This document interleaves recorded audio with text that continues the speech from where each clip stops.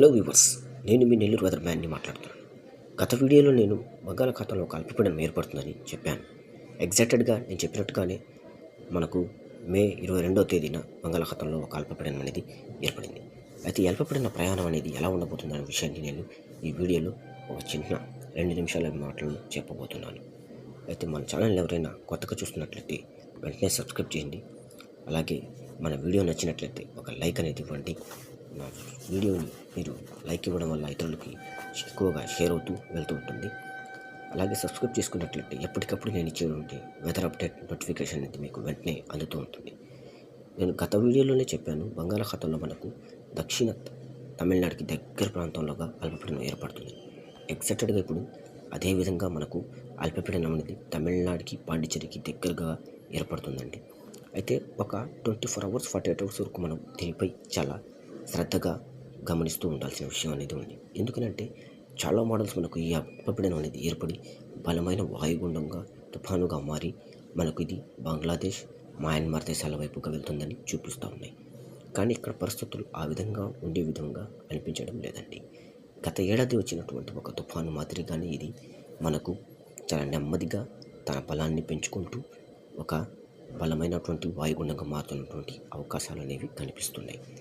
ఎందుకంటే ఇది మనకు మరొక 48 అవర్స్లో దక్షిణ కోస్తాపై కూడా ప్రభావాన్ని చూపించేటువంటి అవకాశాలు ఉన్నట్లుగా చాలా స్పష్టమైనటువంటి ఒక వెదర్కల్ మోడల్ పరంగా ఒక అప్డేట్ అనేది మనకు ఉండేటటువంటి అవకాశాలు అనేవి ఉన్నాయి.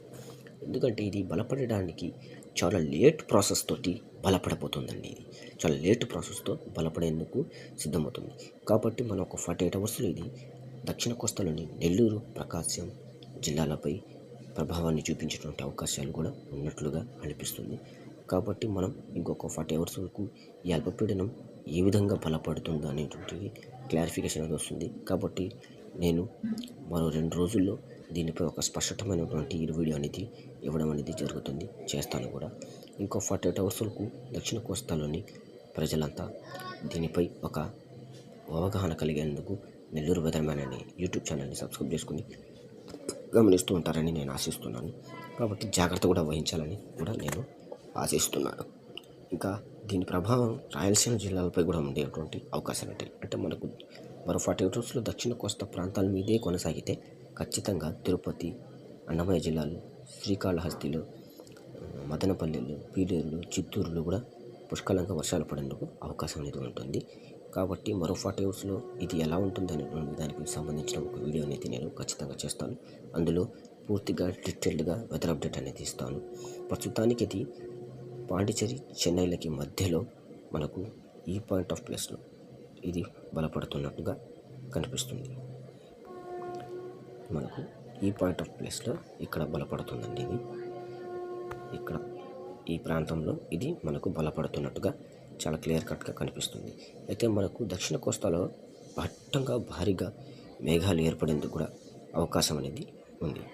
ఆ మేఘాలు అనేవి కూడా గాలులు అనేవి ఈ విధంగా మనకు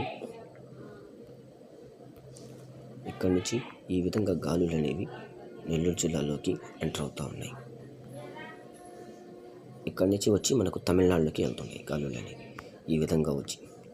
సో ఈ గాలుల ప్రయాణం అనేది ఈ విధంగా ఉండడం వల్ల చాలా దట్టంగా మనకు నెల్లూరు జిల్లాలో మనకు మేఘాలు అనేవి ఏర్పడడం, నెల్లూరు జిల్లాలో కొన్ని చోట్ల అంటే కోస్తా భాగాలకు దగ్గరగా ఉన్న ప్రాంతాల్లో బలంగా వర్షాలు పడేందుకు కూడా అవకాశం అనేది ఉంటుందండి.